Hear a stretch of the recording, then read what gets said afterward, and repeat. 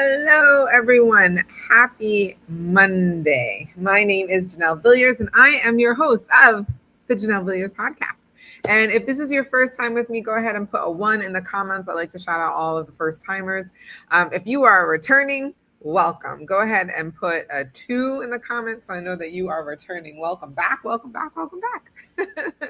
So if this is your first time with me on the Janelle Villiers podcast, then welcome, because I am all about helping people write their stories. So I give a lot of tips and exercises, tools for you to use so that way you can write your book. I believe that a book can change a person's life. I know this because it's done that for me, it's done that for a lot of other people I know. And so I want to help people be able to do that with their books as well. And so if you have written a book, great. If you're in the starting phases of writing a book, excellent. If you've already written a book, let me know, because I want to interview. I love interviewing authors, authors that are launching new books, just so we can hear more about what the writing process was like for you, learn more about you, your story. So please let me know. Put a comment like, hey, I'm a new author. I want to get on your show. Let me know. I'd love to interview you. And then sometimes we also interview people who haven't written a book yet, but their story deserves to be told. More people need to know about them. And so you're going to see a lot of guests like that as well. So welcome to the show again. And so today, I don't have any guests. It's just me and you. Just me and you. But I'm going to be talking about, I'm actually really excited about today's topic, because we're going to get into what it takes to start a book. So what are the steps to start writing your book? Hey, Bren. So I live. Hi. So I wanted to go over, first off, just some mindset traps that keep aspiring authors stuck. One of them is this idea that like you're just gonna find some time and go to like Costa Rica, or you're gonna go to the Alps or something and go into a cabin and just spend all this time just writing, or writing, or if you're that type of writer. Yeah, that's not a thing. That's a mindset trap that you keep telling yourself, oh, when I get that time to like isolate myself and do that, then I'll do that. Maybe that'll be in the future. I'm not trying to say that'll never happen, but honestly, most writers, that's not what they're doing. They're finding the time and prioritizing it and making it happen. So another mindset trap that I feel like a lot of people get into is, I don't have the time, right? So it's either, oh, I'm going to find the time and like go off in the mountains somewhere, or it's, oh, I don't have the time. And I believe that we find time for the things that we really think are important to us, right? We find time for the things that we want to find the time for. And so when people tell me, oh, I don't have the time, it's not that I don't believe you. I just say like, oh, well, we just need to figure out how we can make this happen for your schedule. And sometimes I get it. Sometimes people just need to see it in order to understand how they can fit it into your schedule. Bren knows all about this. She is a busy warrior mom who has been writing her book and is about to publish very, very soon. You guys are going to see it launch very soon. And she can tell you, like, she didn't go to the Alps and write. she found the time, right? It's just about prioritizing and finding the time to get it done. And then I think the third mindset trap that keeps a lot of aspiring authors back is this idea that like what I have to write isn't good enough. Who's going to want to read my book? Who's going to want to, who's going to think that what I have to say is important, right? Yeah, see? Frank can tell you, that's it. She didn't go to the Alps. We were finding the time in the in-between moments, right? All right. So yeah, I think that's the other mindset thing that people think is that they worry about who's going to read it. Is it good enough? That kind of a thing. And here's what I'll tell you. For this mindset, this is maybe a hack. I hate to even use that word hack. Like, I feel like it's just kind of like a perspective change. Instead of thinking like, who's going to read it? Is it really good enough? Just think that you are writing your book for one person. Just think that you're writing your book for one person. And if that one person is helped or finds value in what you've written, then you've done your job. You've done your job. So instead of focusing on like, oh, who's going to love it? Who's going to read it? Don't worry about that. Just think about the one person who this is for. And that usually ends up being super, super, super helpful. Okay, so those are some of the mindset stuff that I just wanted to get through. I think a lot of time we get trapped in that, and then authors never follow through and actually write their book. So once you kind of take your perspective back from those traps, I think the next thing that people have is they're like, all right, well, like, how do I even get started? I have all these ideas in my head. I have lots of projects or lots of book ideas. Like, which book do I even start with?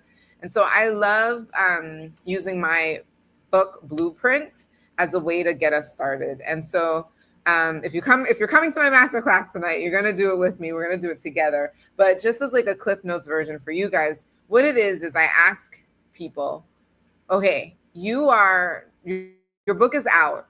You're a best-selling author. You have a line of people really excited to get a signed copy of your book, right? It's super successful. People are coming up to you when they get to the table and you're signing, and they're like, thank you so much for writing this book. It helped me so much, right? Like, you're super happy. They're happy. Everyone's happy. But I want you to think, what are the top 5 key points or lessons that you want your reader to take away with them after they read your book? Top 5 things that you want them to take away, a lesson, key points, whatever that is, after reading your book. And once you figure out those 5, I mean, this usually takes people about anywhere from 10, 15, sometimes 20 minutes if they really are like getting into it. But like, really and truly think of your 5. And then after that, if they, you know how people's attention spans are small. So if they don't come away with 5, what if they only come away with 3? Of those 5, what are the top 3 that you want them to walk away with? And then I'm going to challenge you even further. Out of those top 3, what's the number 1 lesson, key point, goal that you want them to understand or walk away with after reading your book? And that is now your true north. That's kind of like your anchoring. You know, like, okay, this is what I want people to get out of it. And now I want you to think of, what are some stories that I could share that would illustrate these points? What are some stories that I could share that would illustrate these top 5 key points? And now once you start thinking of those stories, that becomes your outline. You're like, okay, I want to tell this story. I want to tell this story. I want to tell this story. I want to tell this story, right? And you're like, oh, okay. So now maybe each story becomes its own chapter.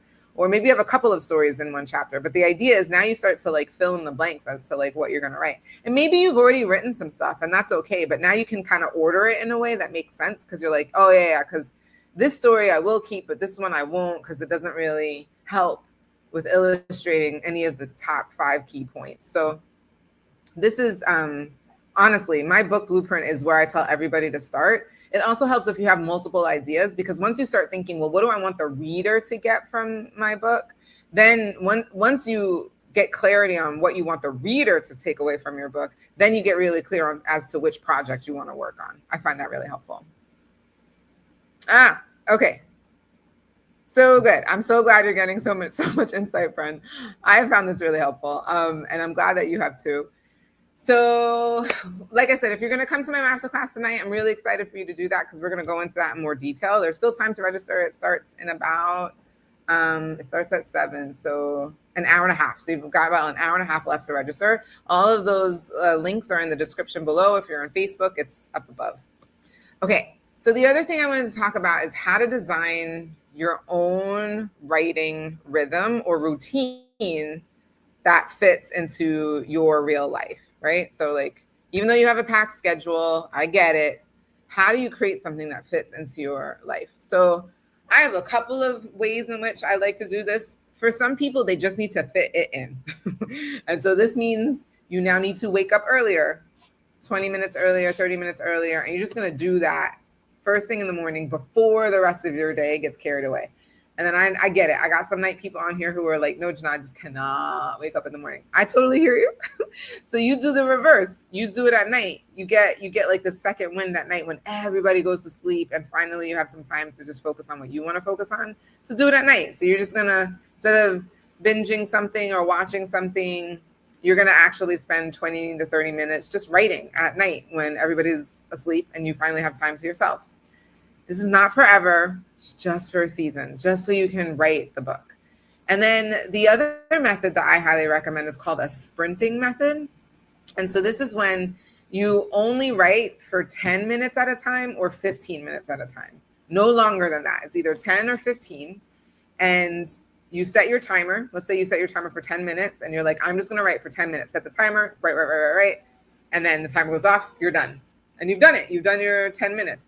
And what people have found is they're like, oh, shoot, I could actually find another 10 minutes at some point in the day, right? Some point during the day, you can find another 10 minutes. And so next thing you know, you fit in 2 10-minute sprints in your day. And now you've written for 20 minutes. And then, hey, if you can find a second 10 minutes, you can probably find a third 10 minutes. And now you've written for 30 minutes in a day. It's wild how this happens. And so the key is with the sprints is that when you're about a minute, when you've got like a minute left, you actually stop writing and then put a note to yourself for what you're going to write during your next sprint. Because during the sprint, you don't have time to be thinking, ooh, what am I going to write now? No, you don't have time for that. So you got to put a little note for yourself. Okay, the next sprint, I'm going to write X, Y, Z. And then the next time you do your sprint, you're like, oh, I'm now writing about X, Y, Z. And then you just write, right? So that way you just know what's happening. So 10-minute sprints. If it's 15 minutes, awesome. Same idea. And you write for 14 minutes, and that last minute, you just tell yourself what you're going to write for the next 15. Same thing usually happens. People do 15 minutes and they're like, wait, I think I can find another 15 minutes sometime today. And then they find another 15 minutes. And then guess what? They wrote 30 minutes that day. And here's the thing. I think people don't realize it, but if you just were consistent and wrote 30 minutes a day for 30 days, that's 900 minutes and that's 15 hours. You know that picture that you thought of yourself in the Alps or Costa Rica writing, you're isolated and all that stuff, right? You couldn't find the 15 hours to do that. But if you did it over time in small increments, you could actually make that same 15 hours happen. So that's one of the things. So you can seriously fit in the time to write. You can do it. I believe in you. All right. And then the last thing I wanted to talk about is why messy beginnings are actually sacred. I think the other thing that keeps writers from starting is they think that their first draft has to be perfect. And I really want you to hear me on this. It is not. Give yourself permission. If you want, I give you permission to have a messy first draft. Your first draft is all it is getting what's in your head, out of your heart, and onto paper or on the computer, right? That's all this is. It's not going to be perfect. That's the whole point, is that it is not perfect. That is literally the point. So give yourself permission to let it go and just write. Just write. Don't worry about punctuation. Don't worry about grammar. Don't worry about any of that. Just get the thoughts out. That's what's most important. Yeah. That's correct, Bren. That is correct. So, I mean, honestly, and I would even say, like, if you understand that it's actually something sacred about that, because you're doing something really brave, right? You're doing something really brave by like putting all of your thoughts and ideas onto paper. You're like making it real.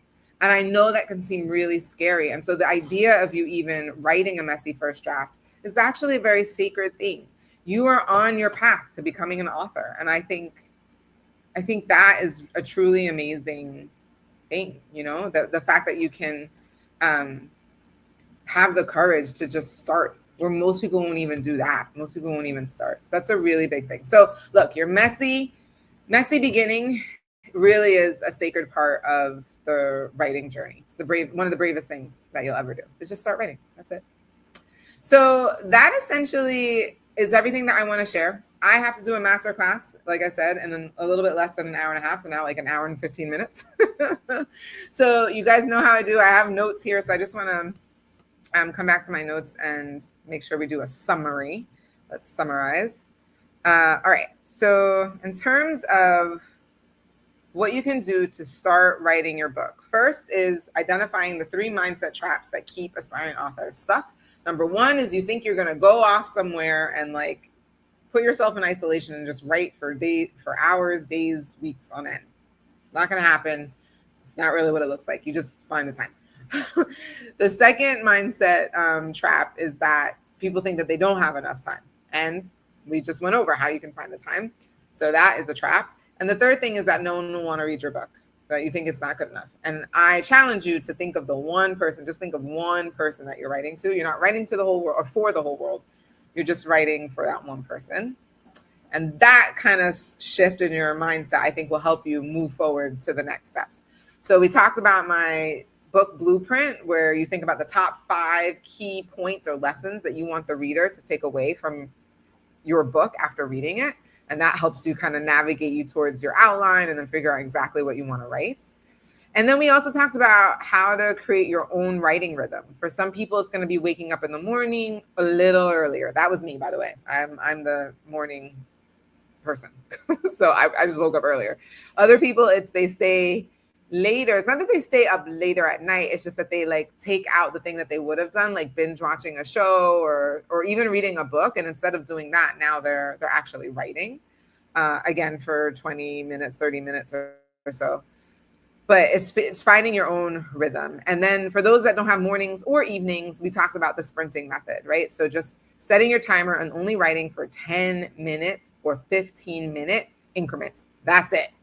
Just 10 minutes, just 15 minutes. And if you only do one in the day, that's great. But like I said, a lot of times people do one and they're like, I can find another 10 minutes or I can find another 15 minutes, right?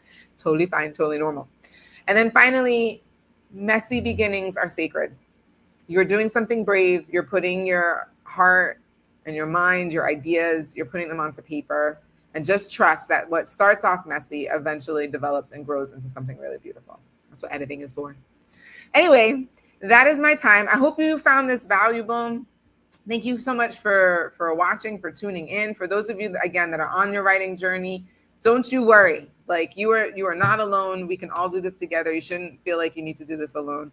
For those of you who are coming to the masterclass tonight, I'm excited to see you. If you haven't registered yet, you've got like an hour to register. Again, if you're on YouTube, the link is below. If you're on Facebook, the link is above to register for the masterclass. And you know what, guys? I will see you next Monday, right here, same time, same place. I'll be back. And I look forward to seeing you then. Have a great night, everyone.